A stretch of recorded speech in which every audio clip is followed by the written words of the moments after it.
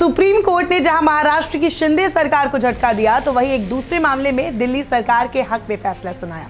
इसके बाद से ही सीजेआई डीवाई चंद्रचूड़ की चर्चा तेज हो गई, क्योंकि वाकई नवंबर 2022 से जब से वो चीफ जस्टिस ऑफ इंडिया बने हैं, तब से ही ऐसे फैसले ले रहे हैं कि हर तरफ उनके फैसले की गूंज है।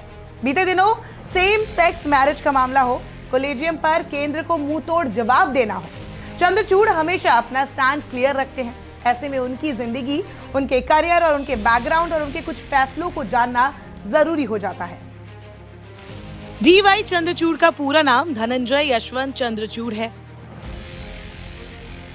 नवंबर 1959 में जन्मे। 2016 मई से वो सुप्रीम कोर्ट के जज हैं और 2022 नवंबर में देश के 50वें सीजीआई बने। इससे पहले 2013 से 2016 तक वो chief justice of Allahabad high court भी रहे और 2000 से 2013 तक वो बॉम्बे हाई कोर्ट के जज के रूप में रहे। वो नेशनल लीगल सर्विसेज अथॉरिटी के फॉर्मर एग्जीक्यूटिव चेयरपर्सन थे। खास बात यह है कि चंद्रचूड़ के पिता वाई वी चंद्रचूड़ भी सीजीआई थे और काफी लंबे समय के लिए थे। डीवाई चंद्रचूड़ की पढ़ाई दिल्ली यूनिवर्सिटी और हार्वर्ड यूनिवर्सिटी में हुई। वो Mumbai, Oklahoma, Harvard, Yale university के प्रोफेसर भी रह चुके हैं।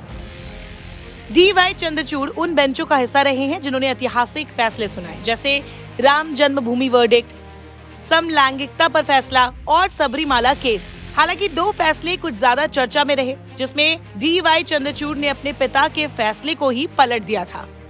दरअसल मामला 2018 का है, जब जस्टिस चंद्रचूड़ सुर्खियों में इसीलिए आए क्योंकि उन्होंने आईपीसी की धारा 497 को संवैधानिक करार दिया। दरअसल सुप्रीम कोर्ट ने 10 अक्टूबर 2017 को एक याचिका दाखिल कर दावा किया था कि धारा 497 पुरुषों से भेदभाव करती है और संविधान के आर्टिकल 14, 15 और 21 का उल्लंघन करती है। कोर्ट में ये याचिका जोसेफ शाइन ने दाखिल की थी।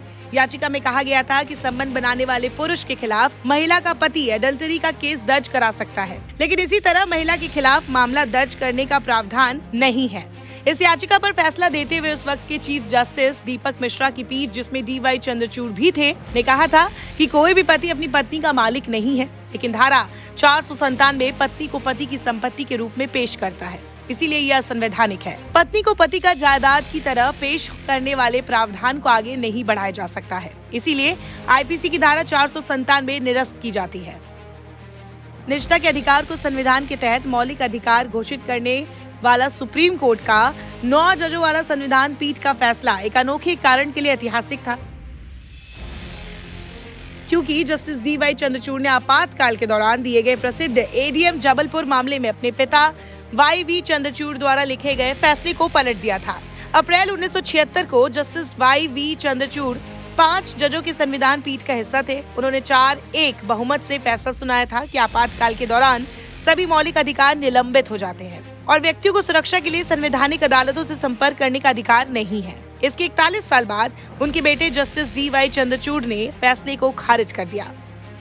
जस्टिस डीवाई चंद्रचूड़ के नाम अनगिनत ऐतिहासिक फैसले हैं। हाल ही में जस्टिस चंद्रचूड़ ने एक ऐतिहासिक फैसला दिया, जिसमें महिलाओं के प्रजनन अधिकारों को बड़े पैमाने पर बढ़ावा दिया। महिला अधिकारों को लेकर जस्टिस डीवाई चंद्रचूड़ ने सेना और नेवी में परमानेंट कमीशन जैसे फैसले सुनाए। 6 सितंबर 2018 को देश की सुप्रीम कोर्ट ने समलैंगिकता को अपराध की श्रेणी से हटा दिया। इसके मुताबिक आपसी सहमति से 2 अडल्ट्स के बीच बनाए गए समलैंगिक संबंधों को अब अपराध नहीं माना जाएगा। सुप्रीम कोर्ट के चीफ जस्टिस दीपक मिश्रा की संवैधानिक पीठ ने यह फैसला सुनाया था, जिसमें डीवाई चंद्रचूड़ भी शामिल थे। सितंबर 2022 में समलैंगिकता पर एक भाषण देते हुए जस्टिस चंद्रचूड़ ने कहा था, समलैंगिकता को अपराध की श्रेणी से बाहर करने भर से समानता नहीं आ जाएगी। इसे घरों तक, काम करने की जगहों तक और सार्वजनिक जगहों तक ले जाना होगा। 2018 की ही बात है। शफीन जहां बनाम अशोकन के मामले में जस्टिस चंद्रचूड़ ने हादिया के धर्म और विवाह के लिए साथी की पसंद को सही ठहराया था। हादिया के माता पिता ने आरोप लगाया था कि उसका ब्रेन वॉश किया गया था, लेकिन जस्टिस चंद्रचूड़ ने इस पर कहा कि विवाह या धर्म से जुड़े फैसले लेने का एक अडल्ट का अधिकार उसकी निजता के क्षेत्र में आता है। इसके अलावा सबरीमाला मंदिर मामले में चंद्रचूड़ ने माना था कि सबरीमाला मंदिर से 10 से 50 साल की उम्र के बीच की महिलाओं को बाहर करना संवैधानिक नैतिकता का उल्लंघन है। उन्होंने माना कि इस प्रथा से अनुच्छेद 17 का भी उल्लंघन हुआ है, जो छुआछूत को प्रतिबंधित करता है, क्योंकि इसके तहत महिलाओं को अशुद्धता की धारणा से देखा जाता था।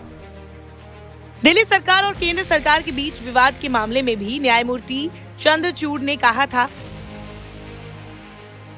उपराज्यपाल दिल्ली के कार्यकारी प्रमुख नहीं है, चूंकि रिप्रेजेंटेटिव डेमोक्रेसी में कार्यपालिका अनिवार्य है, इसीलिए इसका नेतृत्व मुख्यमंत्री और मंत्री परिषद को ही करना चाहिए।